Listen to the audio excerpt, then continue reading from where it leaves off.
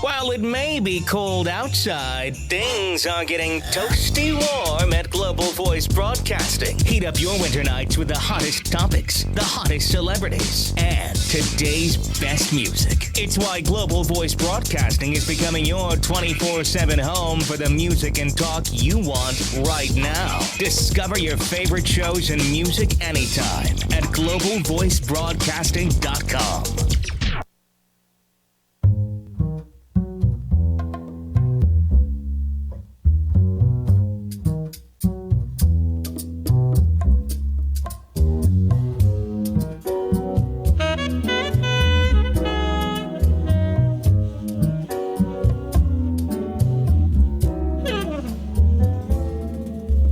Welcome to the world of Cabarabia, the world where Broadway, jazz, comedy, and pop share the spotlight, and a 2-drink minimum. With your host, producer, director Clifford Bell, keeping the world safe for live performances in intimate settings on Global Voice Broadcasting.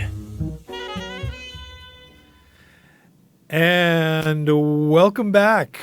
Welcome back. I'm so excited for the show today. I can hardly wait to get started. I'm having such a good time talking to our guests that we were chatting up to the minute that Gabe gave us the go sign, and I said, okay, we have to stop talking so we can start talking.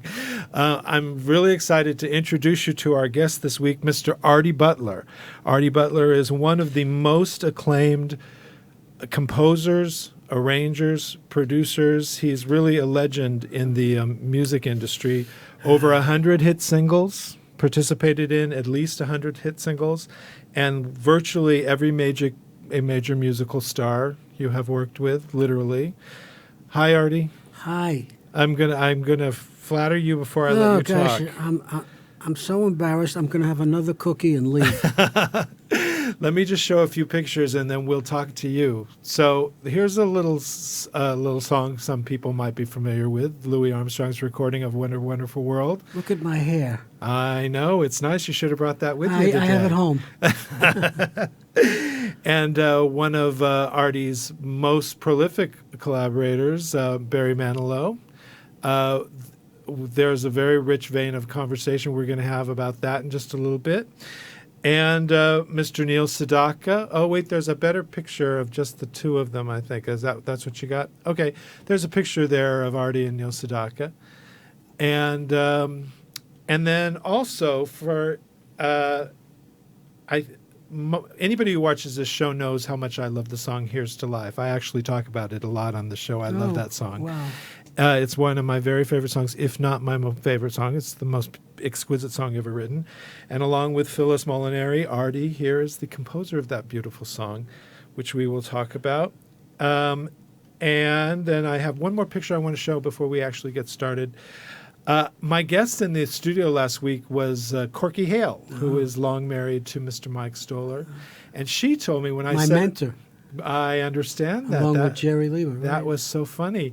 When I was talking to Corky and I just cockily said, well, you know, ARTIE's coming in next week. And she said, oh, ARTIE, Mike and Jerry. Blah, blah, blah. So anyway, so let's start there. That was sort of a breakthrough discovery moment for you, working with Lieber and Stoller, right? I was working at Bell Sound Studios in New York. I was a button pusher. The job was exactly as it sounds. I would set up the recording studios for the musicians, and the tape recorders were manual, and I would have to press the buttons to start them every time there was a take. It's take one. I'd press the buttons on the 2-track, the mono, the 4-track, the 8-track. There were like 4 or 5 machines. And I would close the gate so that the tape was pressed up against the recording, and I pressed the buttons. So I would, hence button pusher. Right. And that's how I met Lieber and Stoller. You know, you were telling me earlier that connection actually came from working at a department store in New York. Yeah, that's right. And the important thing for people to know is that you were a kid here. You're just a teenager. I worked in a department store called Corvettes, for any East Coasters listening or watching. And I was in the record department. And do you want to hear the whole? Yeah, please. Okay, That was so great. You don't want to hear which albums. You just want there was this guy that came in all the time that loved jazz. He was a jazz lover. And he would come in. He wanted a specific cut on a Miles Davis album, and nobody wanted to wait on him. They didn't want to climb the ladder, like an attorney's office. You have to roll the ladders over and go. Right. So I would gladly do it. So and then he wanted a Duke Ellington album. Then he wanted a Count Basie, and he wanted a Joe Williams. So I would gladly go up and and I would sit and talk jazz to him. And I told him I was a musician, and at night I worked in a nightclub, one of the biggest nightclubs in New York called Ben Maxick's Town and Country Club. In the relief band, as a piano player, and we get to be buddies, kind of. And he said to me, "Artie, how'd you like a job in a recording studio?" I said, "I'd love it." So he got me a meeting at Bell Sound Studios to talk with the manager of the studio, and I had got this meeting. And they hired me on the spot. He knew my passion for music and saw I was a clean-cut guy. And so that's what put you in that room. That's what got me pushing buttons. And then to go further into that story, as Corky told it to me, was so they were having trouble with the person playing the piano. A year. I worked there almost a year, and they were doing I had a large orchestra session. And the piano player, who was a wonderful piano player, I mean, a phenomenal piano player, no names mentioned, he's gone now, but he was a great piano player. But they were making a contemporary music, piece of music, and it just wasn't his bag. Right. So I sat in the booth, pressing my buttons, taking my take sheet, take one, take two, and I said, I can play that part. And the engineer turned around and threw me a look. And was like, "Oh my God, don't talk to the clients." It was like a bayonet went through me. Like, you're not supposed to talk to the clients. And I said, "I can play that part." And Jerry Lieber turned around and said, "You can play that, Artie?" And I said, "Yeah, I can play that." And Mike Stoller said, "Well, after we let the orchestra go, we'll give you a chance to go overdub it." So for those of you who don't know what overdub means, it means dub it on top of what's there. So the orchestra left, and I marked with grease pencil on the tape where somebody should press, because the engineer went home. And as he went home, I followed him. Right. And I marked on the tape where somebody should press record on the back of the tape, and I went out there. I put my headphones on, and the music went by, and it went, and I played my part, and I came in, and I went. I said, "And I can play the blues." I remember vividly doing that. And Jerry cracked up, and Mike cracked up, and one of them, I don't remember which one, said, "Quit your job, come work for us." And that's how it happened. I swear to God. And that was the beginning of everything. And I said, I can't quit my job because they're very good to me here. I have to wait till they find somebody else, because I thought that was the Menchie thing to do, the right thing to do. And Mike Stoller said, "I like that." I said, "I like that. When you're ready, you come." So I stayed about a month, 6 weeks, till they found someone and helped train them. And then I showed up at the Brill Building, and I looked at the Brill Building, the famous Brill Building, and I stood in front of the Brill Building, my first day to go to Lieber and Stoller's office, and the famous doors, those brass doors, and I actually stood in front of the building, and I said, last week I delivered a tape to you. And starting today, I'm going to become a part of your history. I don't know what that means, but I'm going to do it. Right. I remember saying it. That's so cool that you had an awareness of it as it was happening. I just knew that something was going to happen. I wasn't going to deliver tapes anymore. I knew that. And I knew that something was going to happen. And the way I say it is that I never graduated high school. I quit school and followed my dream. Right. But what I learned from Lieber and Stoller was 4 years of college, 4 years of high school for what I needed. Right. I truly did. Well, it's such an inspiring story, and there's so many lessons for anybody out there listening. Not to quit school, no. No, well, not to quit school necessarily, but chase certainly, your dreams. But what I hear in your story is the importance of Dream chasing. showing up to do a good job. Absolutely. And passion. And being of service to the people around you. Absolutely. And passion. Chase and be true to your passion. Yeah. Absolutely. Because even though you were respectful of the situation, you were available to, you need something, I can help you. Yes. You know, and that's what kind of Today even. Yeah. I've heard that about you. Yeah. That you have that reputation, for sure. I'm a big believer in doing that. So, you know, before we move on, I wanted you to tell your story from the beginning, but you were just telling me a little story that's kind of a cousin to that one, of how you first met Milton Berle, which I thought was so interesting. Will you share that? Sure. By the way, where is the camera? The camera's straight in front of you, right there. There Thanks. it is. Yeah. As I said, I was working in Corvette's department store during the day, and at night I was playing piano in this fantastic nightclub as a relief piano player. And so one day I get a call. Milton Berle, his piano player, got sick. And Milton was at the top of the heap then. It was Uncle Milty, the top of the game, top of his game. He was opening up for 2 weeks, sold out engagement. This club sat, I think, 1,000 people. This was a huge nightclub. His piano player got the flu. I had to come in. So I show up and I do a 4-hour rehearsal with Milton Berle. I'm just about 16 years old, I think. I get through the rehearsal and he raked me over the coals. After the rehearsal, his brother Frank, who traveled with him, says, Milton wants to see you. I said, oh my God, I'm going to get fired. He said, no, it's good. I go into Milton's dressing room. He's dressed in a bathrobe, a towel around him, and his hat, and a cigar the size of a Louisville Slugger baseball bat. He's famous for that. It's 80 degrees outside. To the day he died, he wore the coat and the hat. And he says, sit down, Artie. And I sit down. I said, what's the matter, Milton? He says, no, it's good. He says, you were fantastic. You got great timing. You're fantastic. Just a couple of little notes. He said, you see, these people pay money to see the Milton Berle that they know on TV, and you don't know my shtick that I need. So, but your instincts were great, really. It's just a couple of little notes. And he takes a piece of paper, and he rips it in half. He says, write your home number down. So I said, what's going on? I write my home number down, and he writes it. He says, here's my home number. He says, after I finish these 2 weeks here, I'm going home. In about a month or 6 weeks, I'm coming back. I'll call you. You'll come up to my office, and we'll have lunch. He says, we're going to be friends forever. I looked at him. It's as if, this is Milton Berle. It's as if God gave me his home number.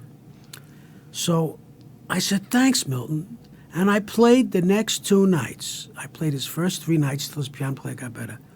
The third night, not the second night, the third night he invites me into his dressing room, and all the celebrities are there, and I'm sitting there, and he introduces me. This is my friend Artie, blah, blah, blah. About 6 weeks later, 5, 6 weeks later, my mother or my father, somebody says, Milton Berle called. I call him back. I couldn't believe it. He says, Artie, tomorrow, 12 o'clock, don't be late. You know I run a tight ship. I want you to be here for lunch.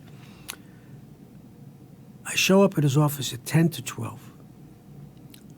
At 12 o'clock sharp, the doors open up. Artie, come on in. He wraps his arm around me. Guys, this is my friend Artie Butler. He introduces me to Henny Youngman, to Buddy Arnold, his head writer, who wrote the famous We Are the Men of Texaco. We go from Maine to Mexico, the famous Milton Berle theme song that ran for years. Right. Red Buttons. He was introduced me to all these guys. These are his buddies. And I was his friend till the day he died when he was 93 years old. And you were only a kid I was when 6. You met him, right? His shoes were older than me, literally. And we were buddies. He would come over to my house. I would cook for him. He loved my cheesecake. Loved it. Reminded him of Lindy's cheesecake. He said it was better because it was free. See, what I hear in that story is the value of a good pianist. See, he, as a performer, knew. Yeah, but I wasn't free. When he found a good pianist. I wasn't free. He paid me but he paid me. He paid on time, but not a lot. He wanted you at his side forever. He paid on time, but not a lot. and he We were buddies. He'd come over. I'd cook for him. We were buddies. So I want to back up, and already you obviously were a musical prodigy. You were obviously so skilled. Well, because we're talking about being a teenager. I got a problem saying I was a prodigy because that's a little self.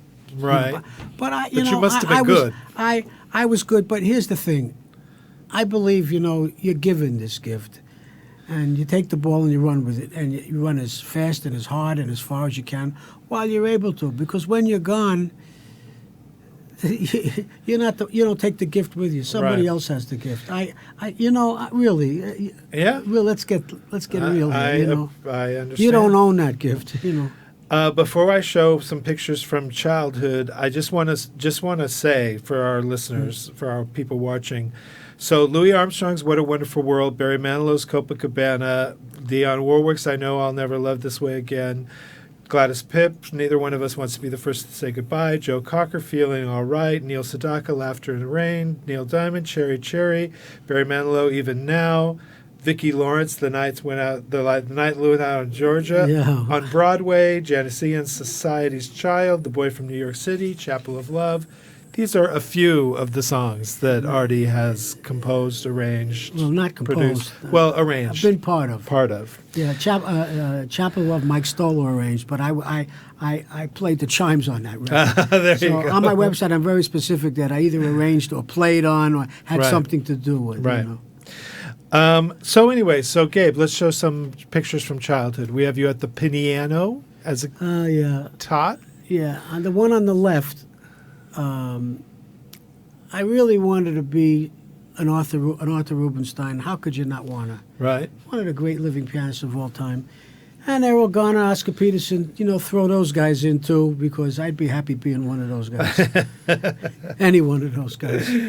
And the one on the left in the middle, Yep. I love the clarinet, I still do. Benny Goodman, not a bad player. Right. There's a guy out there now, who's a friend of mine named Ken Poplowski. He's a fantastic player. If I could play like him, I'd be happy sitting in the closet. Do you playing ever the- play the clarinet anymore? I still have one. Yeah? I'm what you call a clarinet owner. I'm not a clarinet player. I take it out once in a heard that while. before. I take it out once in a while, and I drool because I just love it. It's a fantastic instrument. And the drums. well, that's just you're mimicking. Yeah, I took the catalog from the Slingerland or the Gretsch, Slingerland, I think, the Slingerland catalogs, and that was the way. There was a picture that Gene Krupa once did, and for the catalog for Slingerland, and I mimicked him. And those were great heroes to have when I was coming up. Exactly. So now we have a picture. And I was a friend of Buddy Rich. I got to be friends with Oh, yeah? Buddy. Yeah. Cool. So Gabe, next picture. Uh, Art Butler. Yeah, Art. There you are, I thought Art. I'd get a little fancy, a little pot de Yeah, soie. very formal. A little pot de soie, I took off the IE. The reason I took off the IE is because the hardware store didn't have an I and an E that matched. So I said, okay, I'll go with the ART. That is hilarious. That's true. And That's then true. here we have the famous Brill Building. The Brill Building. Now, this is my alma mater. Yeah. I went to the UCB, University of Brill Building. Right.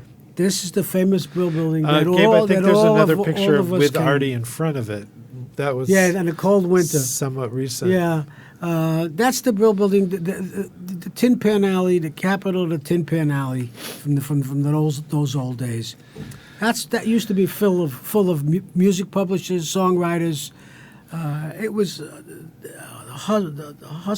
bustle of songwriters and publishers. Carole and- King and Jerry Goffin. yeah. Well, they were in another office building, but the Brill Building is generic for that area. Right. It was about a 20 square block area called Tin Pan Alley. But the Brill Building, 1619, 1650, Broadway, 1650, and Goffin and King and Neil Sedaka, those guys, they were at Kirshner, Donnie Kirshner's office, which was on the other part of town. But you just consider it all And the Jeff part of the Barry area. Jeff and- Barry was in 69, was from where I was from, Lieber Stoller's office. Right. But it's a generic area, like you say when you say Scotch tape. there's 20 brands of Scotch tape. Right. Or Frigidaire. It's any refrigerator, Yeah, it certainly covers a whole And a whole time area, period. right. But that is the Brill Building. Yeah. I think a tech organization or something has taken over the building, but they're leaving those doors there Oh, good. because So that's that's important. the building. Yeah. So let's run a few more pictures here. We have Peggy Lee. Oh, That must have been something. yeah. This was a woman that I never thought. First of all, I idolized her. I adored her from the time I knew what good music was. And when I got to do an album with her, I was so thrilled. And interesting story. I wrote the arrangements. I got her keys from her piano player, Uh-huh. and she showed up. We rehearsed the 3 songs on the first session. This was the last album she did for Capitol, called Norma Dolores Egstrom from Fargo, South Dakota, or someplace, whatever the name is. Right. And it was like a 7 to 10 session. She walked in at 9 o'clock, so we, like a diva, So we rehearsed the songs. And she came in, said hello, and introduced herself. And then she walked into the vocal booth, put her headphones on. She said, "What are we starting with?" I said, "We'll start with so-and-so." She said, "Okay, show me your stuff," she said. What do you got? So I put your headphones on. I said, "Okay." And I ran the first arrangement down. And she sang it. And it was breathtaking when she sang. At the end of the tape, it was a fade ending. Uh-huh. So we let it go as long as we needed. And then I stopped the orchestra. And it's somewhere this tape exists. I would love to have a copy of it. She said, "Artie Butler, where have you been all my life?" Aww. And I just about lost it. And she says, "Get in here and give old Peggy a hug." And I went in control and in the vocal booth, and she hugged me. How had you gotten connected? Well, the producer of the album Uh-huh. I had worked for, I had done Helen Reddy with him. I hadn't done Helen Reddy. Helen was the next project we were going to do together. Uh-huh. But I had worked with him in New York, and I had worked with him on other projects. Uh-huh.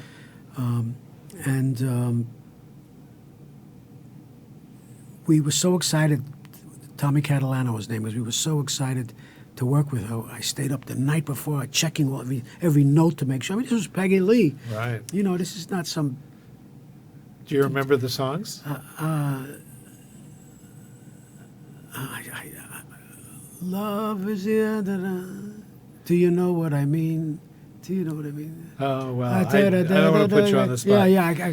But anyway, But she anyway, loved you. and I got to be friends with. This was that picture that you were showing was taken at my wedding. I was dancing with her, and I told her I went over. I became really good friends with her. Sadly, I got divorced, but and I'm still friends with my wife, who I was married to. I became friends with her, and I told her, I said, "Peggy, you know what I learned from you about music?" She said, "What'd you learn from me?" I said, "What I learned from you is you taught me about your singing. You taught me where not to write. You taught me space is one of the most important things." Nice. Beautiful. Yeah, and I did learn economy. I learned that. That's an important lesson. Gabe, the next picture we have Janice Ian. You did Society's Child. Child. Is that the Yeah, best it's version? an interesting thing because on that session I went back and forth. Next picture can you roll down. up? Next picture. No, down. I think he can only. It's the third one. That's. Yeah. Yeah. I went back and forth from organ to harpsichord. Organ to harpsichord. It's 1966, and I'm friends with Janice to this day. Yes. To this day, she's a terrific lady, and I knew on that session that we were dealing with a tremendously talented woman, tremendously talented musically, lyrically. She had deep talent. Candlelight. I love that song Yeah. so much. Yeah. It's so gorgeous. Next we have. And a great sense of humor, too. Really? Great sense of humor. We have a couple of Franks. Couple of Franks. Frankies. Yeah. There's 2 times I say 2 Franks. When I look at that picture, And when I go to Gray's Papaya in New York, the hot dog stand at 70s. I'll have two Francs. These are the 2 times I said, you know Gray's Papaya? Of course. Oh, my God. Look at me. Of course I know Gray's Papaya. And then we have Sammy Kahn. Oh, let me talk to you about Sammy Kahn. Yeah. Anybody who knows about American pop music knows the greatness of Sammy Kahn. Yeah. I wrote the last song he wrote. I wrote with him, and Steve Tyrell recorded it. It's called "It's Crazy." Uh-huh. But he would call me up, and he would tell me, "You got a melody? Call me up." So I called him up, and he said, "Before you go, when do you want to write? How about?" He'd say, "Thursday, 1 o'clock, 12:30." I said, "Okay." He said, "Before you come over, though, go to Nate and Al's Deli, and this is what you buy. Get a pencil, Artie." I said, "Yeah." He said, "He'd order a tuna fish on rye toast, cut off the crusts. I don't want any crusts. Put the pickle in a separate paper so the juice doesn't make things." And he'd order this thing. So I'd go to Nate and Al's, and I'd go to the counter, and I say, I said, "You got a pencil?" He says, "Yeah." I said, "Tuna fish on rye toast, cut off the crust, paper." And he says, "You going to Sammy Kahn's house?" I said, "Yeah." He says, "I know what you want." He says, "Are you a songwriter?" I said, "Yeah, happens all the time." He says, "I'm putting a cassette inside the thing too." Sammy knows me. That's so funny. when I go to lunch with Sammy, he opens up the thing, he sees the cassette. He says, "I didn't order this." He goes, Sammy was the greatest. He was the real deal. That's so funny. You know, it's funny. I've had the good fortune to talk to a few people that have had a hand in legendary recordings, and almost everybody remembers as much about the food at the session as they do about what happened. We are what we are. In the show. Another thing about Sammy, if I Yes. may. So he says, "Play me the melody, Artie." So I play him the melody. He says, "Play it again." I said, "Okay." He had this old, like a Royal typewriter, one of those round. Right. And as I'm playing, I hear click, click, click, click, click. Play the first line again. Click, click, click, click, click. Go to the second line. Okay. Click, click, click, click, click. Play it again. Click, click, click. Within 10 minutes, pulls out the paper. Here's your song. I've never heard of that. I know you never heard of it. Wow. And I'll tell you a great story that a wonderful songwriter, Arthur Hamilton, who wrote Cry Me a River and other great songs, told me about Sammy Kahn, who wrote the lyric to Teach Me Tonight. I think it was Gene DePaul, if I'm not mistaken, who wrote the melody, told Arthur about Sammy and writing Teach Me Tonight. He did the same thing, wrote it in 10 minutes. Shh, Teach Me Tonight. Wow. Is that unbelievable? It is. Those kind of writers. Well, you know, that speaks to what you were saying earlier about that the gift comes from someplace, that it's not us. And he had it. He Yeah. had it. Next picture, we have actually George Burns and Milton Berle again. Oh, that was taken at Milton's 83rd birthday at the Friars Club. Mm. And I was standing and looking at them, and George says, "Artie, sit down." So I sat down. I'm thrilled to be in that picture. He says, Right. and he says, "It's not that I wanted to be friendly with you, Artie. It's just that I was afraid of falling over." You'll never That's get that funny. again. No. You'll never get that again. That's fantastic. And those feet above the heads, Yep. that was a picture of Frank Sinatra. Oh, yes. Yeah. That's the Friars Club in Beverly Hills. That's the Friars Club in Beverly Yeah, Hills. I love that place. Yeah, It's gone I miss now, it. It's but- gone, yeah. Yeah. All right, so Artie, I'm going to take just a couple minutes here and do my little section of where I promote things I've got that Of I'm course. producing live. So I'll be brief. I call this 1001 Cabarabian Nights, and I just wanted to let people know my guest next week is going to be Kathy Siegel Garcia, who is a fantastic jazz singer. I'm crazy about this lady. She's internationally known, and she's also a big educator. She runs a bunch of workshops and things like that. She's really, really, really dedicated to cultivating a community of great singers, and I love her, and she's going to be our guest next week. Then the following week, well, actually it's 2 weeks, February 9th, I have Cheryl Benteen Artie, do you know Cheryl Benteen? She's great. She's amazing. She's great. I love her so much. She's great. She's a 12-time Grammy Award winner, obviously. She's part of the Manhattan Transfer, but she's also a very accomplished vocal solo artist, and she's my pal, and she's coming in.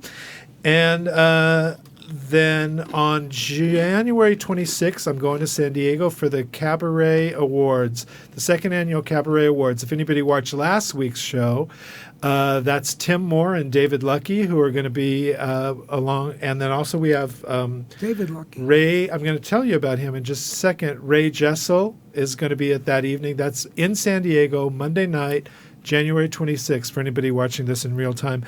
I bring up David Lucky, Artie, because 2 weeks ago I had Corky Hale, who goes way, way back with you. And then David Lucky is a young guy. He's 26, 27 maybe. And he says he's been to your house and that you were very mentory to him. Yeah, he's a talented guy. I don't know if you saw the show, but he raved about you. He said you were so giving and took him to your studio. And yeah, he's a really talented guy. Sounds like Randy Newman, but he writes funny songs. Right. It's really good. Anyway, he's one of the headliners at this awards thing we're doing next week. And then on Sunday, March 1st, we're doing Jazz del Corazon it will be recently remodeled Vitello's. What used to be upstairs at Vitello's is now going to be called the E Spot. It's a new club being re-envisioned by Sheila E. And I have my first booking there on Sunday, March 1st, to be my charity organization, Jazz del Corazon. We're going to do a celebration of the women of the LA jazz scene. And we have people like Dolores Scorsese and Kathy Segal Garcia, and Corky Hale is going to be in it, and Ann Mack and Lauren White, and a bunch of really great people. Stephanie Spruill.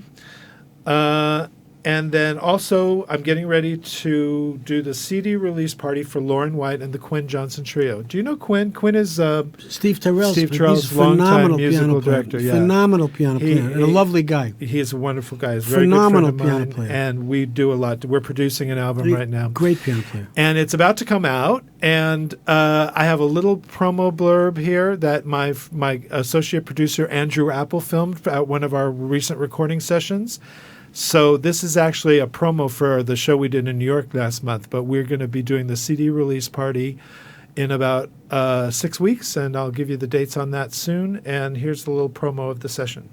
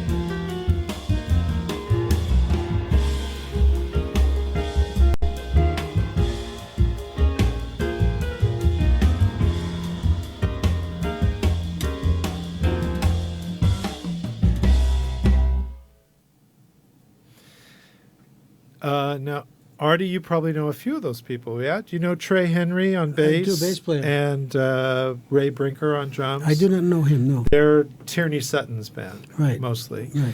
And then Mitch Ellis. I don't know if you know Mitch Ellis. He's Herb Ellis's son. Oh, wow. Yeah. I knew Herbie, of course. And the album is a tribute to Irene Krall. Do you remember Irene Krall? Oh, of course. Did you ever work with her? Never. No.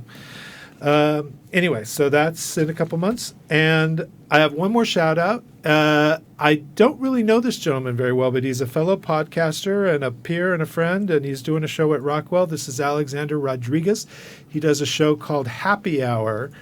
And he's over at the Rockwell. If you're watching this in real time, I believe it's January 31st. So go check him out. I hear he's really funny. Now back to Artie. So Artie, you, with your great wealth of history, are preparing a one-man show. I think that's extremely exciting. I am. Somebody said to me, "You ought to write a book." Yeah, at least. And I thought about it, and I said, I'm not qualified to write a book. But I thought about it. I could do a one-man show, but I can't write a book. So I thought about it for a while, and I decided I was going to do this. And when I sat down to think about it, I hadn't really realized the body of work that I did. And sat down to say, I don't want to get up on the stage and say, Columbus crossed this, and the day after he died, I did this. Right. And started because it's boring. So I want to do it in an entertaining way. So I figured out a way to make it really entertaining with media and photographs and really good way to do it. It's never been done the way I'm going to do it, and I'm excited about it. Yeah. Very clever. You told me a little bit. Yeah, it's very clever. I'm real excited about it. And your body of work is so resonant with when you have hit singles, you're in the popular culture, so we have visceral memories to that music. Yeah, I'm going to include. It's a lot of kinds of music. R&B, right, pop, soul, real rock and roll. Joe Cocker, Feeling Alright, Gladys Knight, Dionne Warwick, Barry Manilow, across the board. And I have backstories, and I have photographs, and I have. It's really going to be nice, and I'm going to have a good time doing it. And I think my good time is not from an ego point of view. It's from really having a good time with the music. The music is the artist, not me. And that's what the audience is going to sense. And with the list of songs that you've been associated with that I read a little earlier, I think it speaks to my demographic that one of the things I most identify you with is the arrangement of "You're the Top" and the opening credits of "What's Up, Doc." Oh my gosh! That tells you everything you need to know about me, Artie. Well,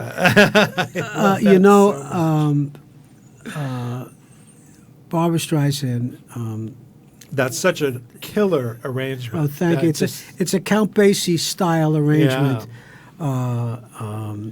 And Barbara really sang it great. She uses it in her act. Yeah. She just did this world tour all over the place. The Back to Brooklyn one. The Back to Brooklyn one, and she's using it. She's still using it.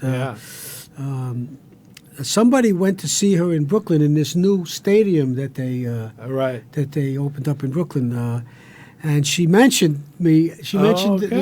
Yeah, somebody was in the audience, and she said that she mentioned me when she was there.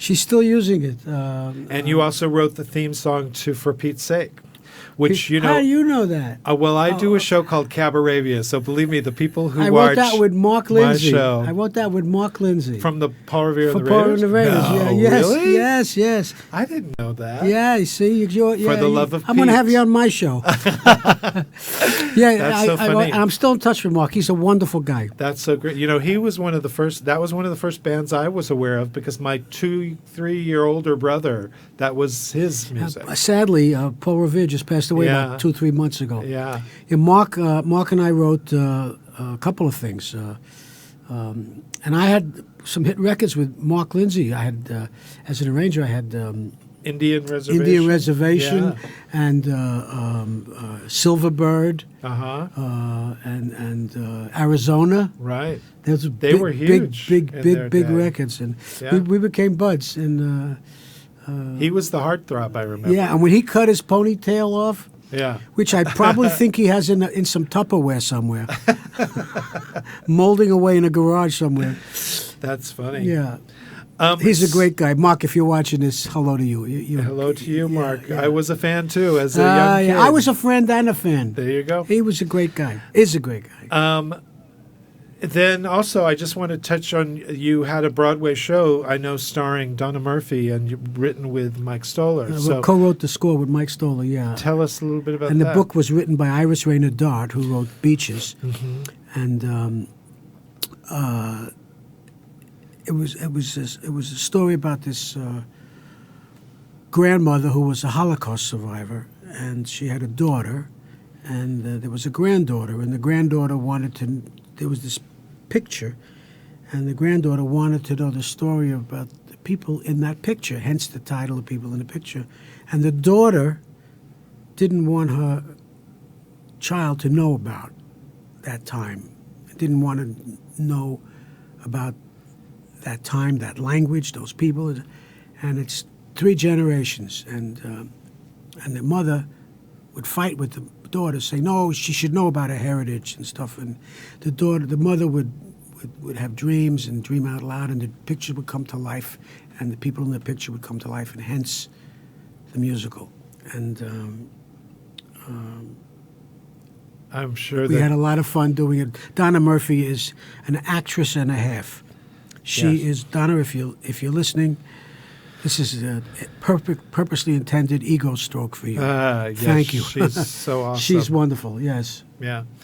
All right. Well, we have come to where I get to share. I had the very great honor You right surprised before New me Year's. with, for Pete's sake. Oh, really? Yeah, I know that. Don't bring him down. Oh, my God almighty. I know the lyrics. God, oh, my God.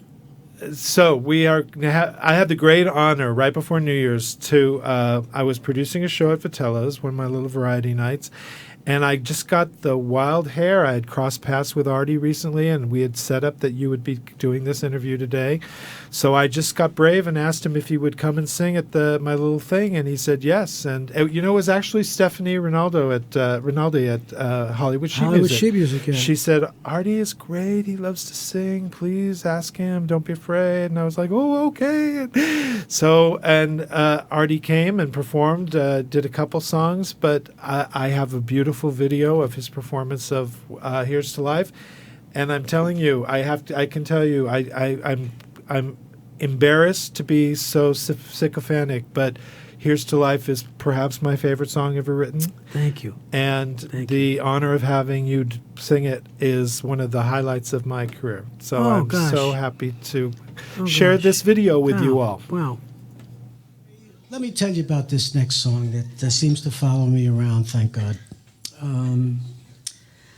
I was up in Lake Tahoe once, and I was watching The Tonight Show, and George Burns was on. And he was about 83 years old at the time, and Johnny Carson asked him, he said, George, what do you think about life? And without missing a beat, he said, John, I think the second half's going to be better. without missing a beat. And I went, I couldn't believe it. This man who embraced life with every ounce of energy in him. And I went to the piano. I have a piano up there, and I wrote this next song in 20 minutes. I swear to God, in 20 minutes. I did not write the lyric. A wonderful writer named Phyllis Molinari wrote the lyric, but I did write the title and the keywords, a bunch of the keywords to the lyric. And Phyllis wrote the lyric. I do not profess to have written the lyric, but I wrote the title and a bunch of the keywords to the lyric. And I gave a few writers the lyric, and they all wrote words to the songs that were too rhymey, too Moon, June, Spoon, if you know what I mean. And I wasn't happy with it. But Phyllis nailed it. Boy, did she ever. So Phyllis, thank you. She's not with us, sadly.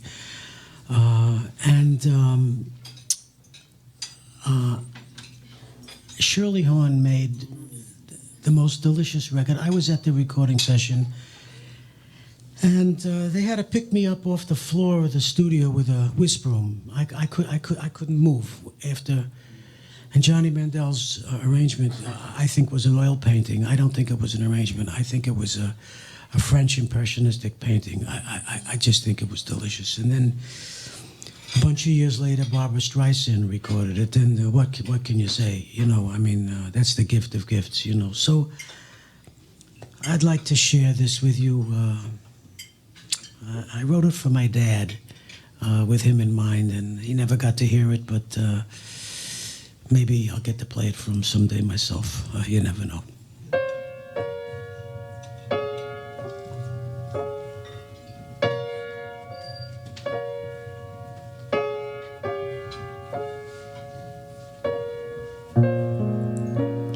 No complaints and no regrets.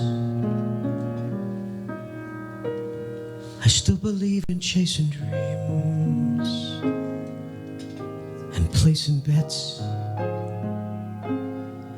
For I have learned that all you give is all you get. So you give it all you've got.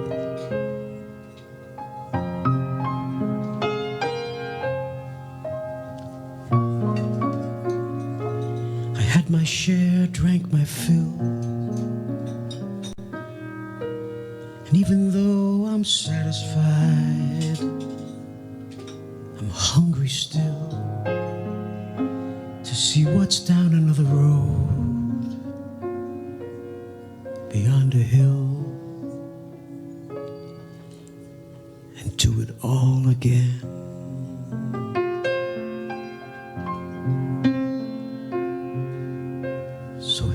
To life and every joy it brings. Here's to life, to dreamers and their dreams.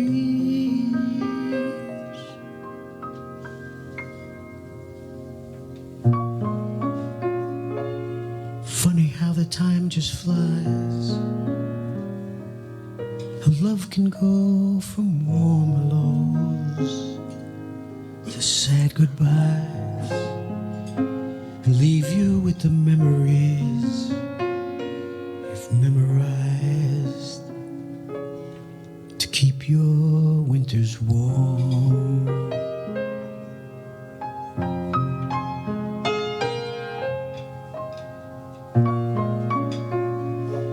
There's no yes in yesterday,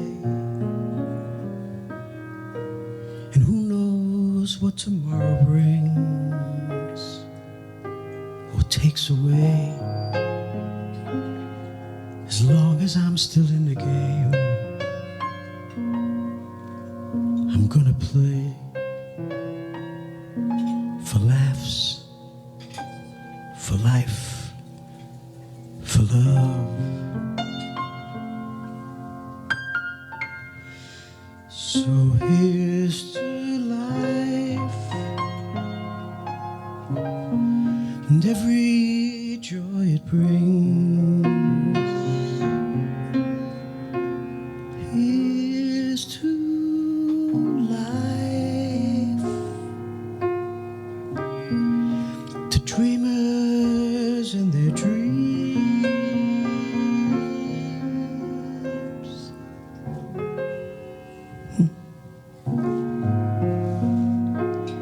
May all your storms be weathered,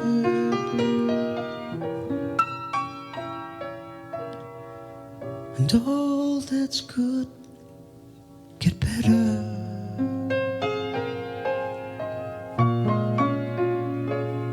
Here's to life, here's to love, here's to you.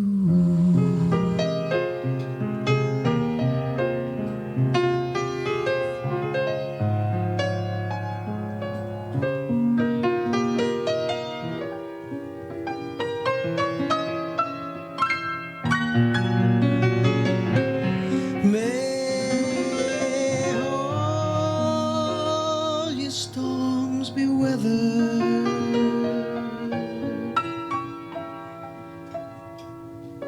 and all that's good get better.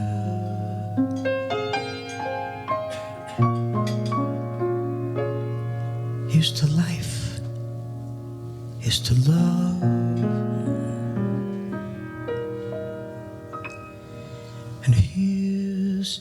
to you.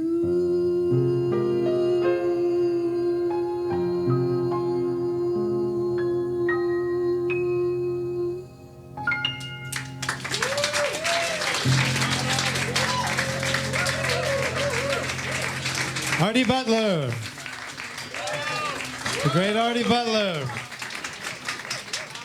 Oh, I love that so much. I cannot tell you how much that meant to me. Thank you so much for doing that, Artie. I really I'd like to appreciate thank it. you for having me and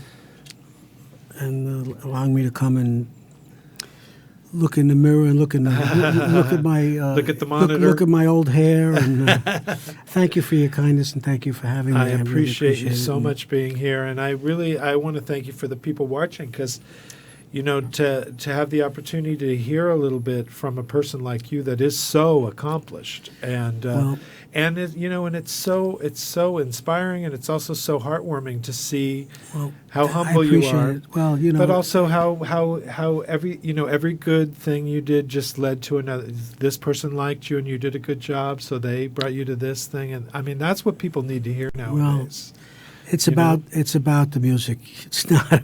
It's not. We're given the gift, and and it's not about us. That's. So thank you for having me again. Thank you. I Thank you appreciate for it. being here, and thank you for sharing your story. Thank you. And I'd like Thank to you for these cookies and that the I cookie- didn't that I didn't have. I really feel like I fell down on my craft services this time, but Right. I'll bring you a The turkey sandwich burgers are next on the time. way, right? Exactly. I'd like to thank my landlords here at the Global Voice Broadcasting, my beloved pal Todd Murray and Mr. Gabe Harder, who is also the operations manager and my in-studio engineer. I'd like to thank my associate producer, Andrew Apple, and my pal Mark Saltarelli, who does so much video work for me, including that clip from Vitella's the other night. And we'll see you next week. Bye. And so it seems that we have met before and laughed before and loved before, but who knows?